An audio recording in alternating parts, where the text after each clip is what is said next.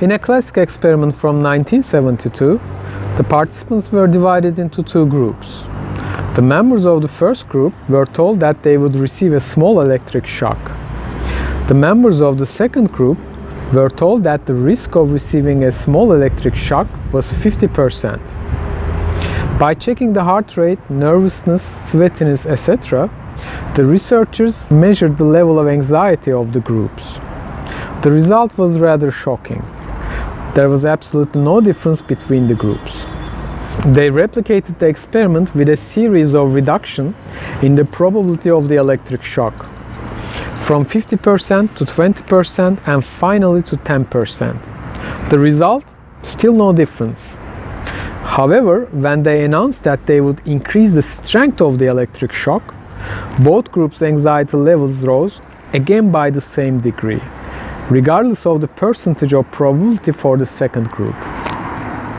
This illustrates that we respond to the expected magnitude of an event, not to its likelihood. In other words, we lack the intuitive grasp of probability. Just like the case of Porsche 996, if you were to believe the internet forums, every 5 seconds a Porsche 996 is blowing up somewhere around the world.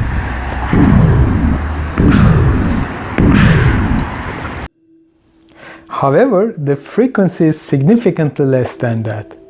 An engine blow-up is expensive. A Porsche engine blow-up is more expensive still. Hence the anxiety, rage, and even the hate of people. But crucially, without knowing the chances. First of all, some history.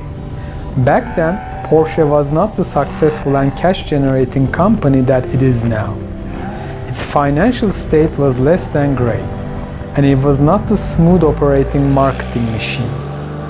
When the engine problems related with the non-notorious IMS bearing surfaced, Porsche's response was denial, rather than delicate handling of the matter. The resulting legal actions from the affected owners were eventually wrapped up in a class action lawsuit.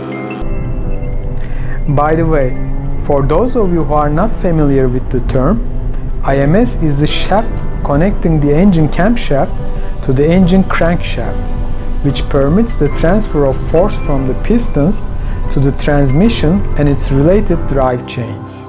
This is the exact definition used in the settlement of the class action lawsuit, which I will come back to shortly.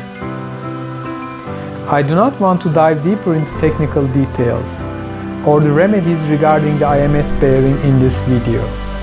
If you would like to learn more, please click on the link in the video description below and watch the video that I had previously made about the 996. So back to the question, what are the odds? The lawsuit sought compensation for owners of Boxster and 996 cars, built between 2001 and 2005.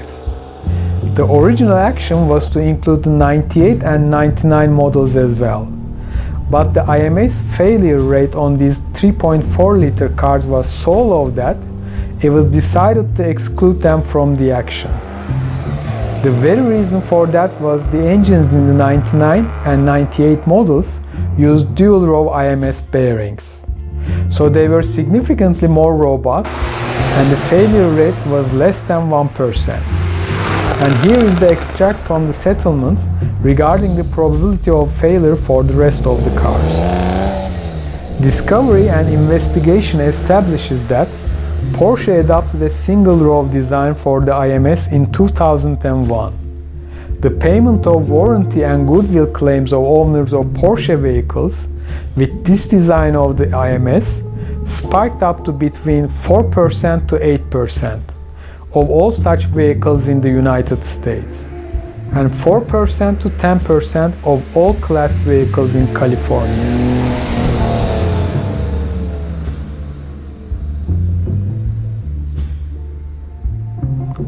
Please click to subscribe if you like this video. Your comments and likes are much appreciated.